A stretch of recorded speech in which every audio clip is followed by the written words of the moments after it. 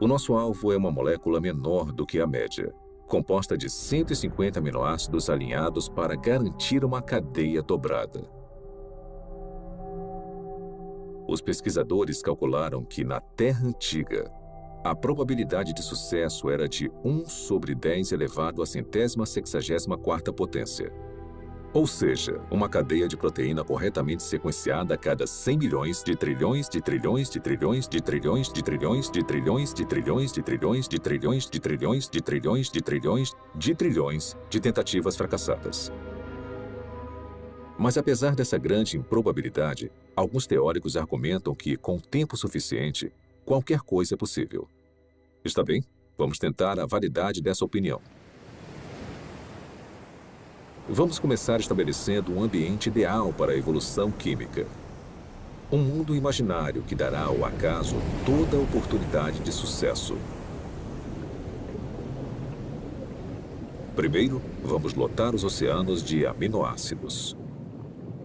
Ou seja, todos os átomos na Terra, incluindo todo o suprimento de carbono, nitrogênio, oxigênio, hidrogênio e enxofre, estão disponíveis para formar 10 elevado à 41ª potência de conjuntos completos dos 20 tipos de aminoácidos usados na criação de proteínas. Depois vamos alterar as leis da natureza para proteger esses componentes dos raios de luz ultravioleta destruidores e da contaminação química na sopa primordial. Agora vamos deixar a química agir para ver o que acontece.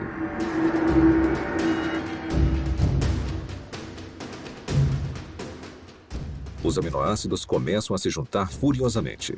No nosso experimento, uma cadeia inteira com 150 unidades se forma sozinha em apenas 1 segundo.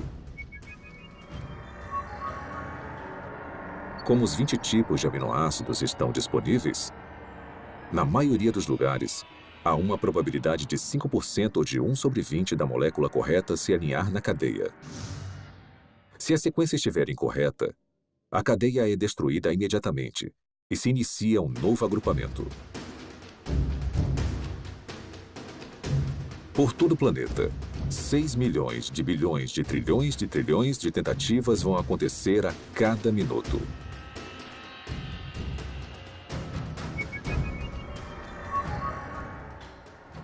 Ou seja, em 4,6 bilhões de anos, a idade mais antiga estimada da Terra, o número de cadeias que não se dobram vai passar de 10 elevado à 58ª potência. É uma quantidade espantosa, mas não chega nem perto de 10 elevado à 164ª potência. Aproximadamente as tentativas necessárias para se criar uma proteína de 150 aminoácidos por acaso. Então, se a química não direcionada não consegue criar a nossa cobiçada molécula durante toda a história da Terra, quanto tempo teria sido necessário? Para descobrir, vamos fazer um passeio. Vamos começar construindo uma ponte que percorra o diâmetro do universo observável, uma distância de mais de 90 bilhões de anos-luz. Depois, vamos colocar uma ameba em uma extremidade da ponte. Esse organismo unicelular vai viajar a velocidade espontaneamente de 30 centímetros por ano. Começar. Enquanto esperamos uma proteína se formar por acaso, a ameba se arrasta por mais de 5 bilhões de bilhões de bilhões de anos para cruzar todo o universo e depois voltar. Mas esta corrida está só começando. A ameba sai de novo. Consegue chegar à outra extremidade do cosmos e depois volta para casa. Mesmo assim, nenhuma proteína funcional está à vista. Para a próxima viagem, vamos incluir uma carga, um único átomo.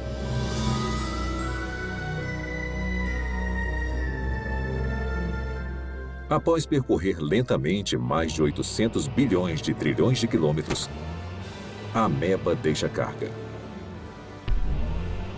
e volta para pegar mais. Será que ela vai voltar antes da nossa proteína sortuda se formar? Com certeza. Na verdade, ela vai fazer mais 10 viagens completas. Depois 20, 100, 1000. E ainda não há nenhum sinal de uma molécula utilizável. A ameba continua fazendo viagens completas até carregar todo o átomo da Terra. Depois, todos os átomos do nosso sistema solar. Depois, todo o planeta e estrela da Via Láctea. Um átomo por vez. Na verdade, enquanto esperamos uma proteína se formar sozinha, a ameba tem tanto tempo que, se movendo a apenas 30 centímetros por ano e carregando um átomo por viagem, ela vai transportar todo o universo, mais de 56 milhões de vezes. É esse o tempo que demoraria para o acaso criar uma proteína funcional. Suponhamos que, contra todas as probabilidades, a evolução química tenha produzido uma única proteína funcional. Haveria vida? Não. Haveria uma proteína. Um arranjo sem vida de aminoácidos. A célula viva mais simples que conhecemos tem mais de 300 proteínas diferentes.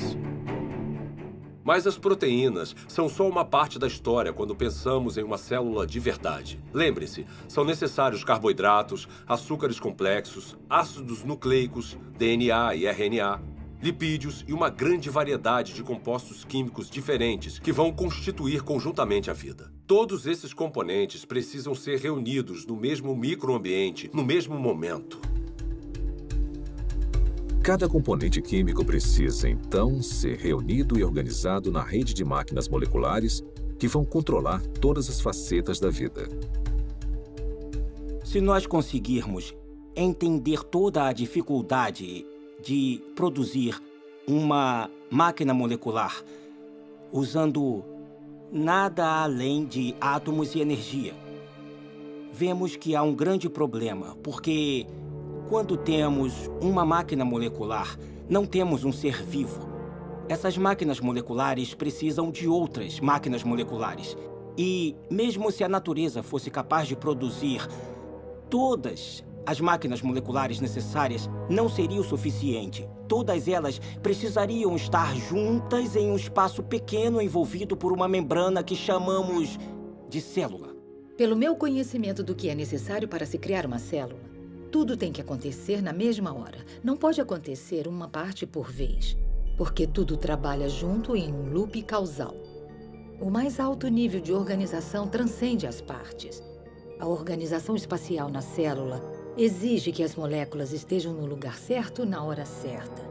O DNA é copiado para o RNA. A polimerase que faz a cópia precisa encontrar o lugar certo no DNA para começar a copiar. O RNA precisa se ligar de alguma forma aos ribossomos, que precisam estar em um lugar específico, e então as proteínas criadas precisam ir a um outro lugar específico. Isto é muita coisa para ser explicada pelo acaso.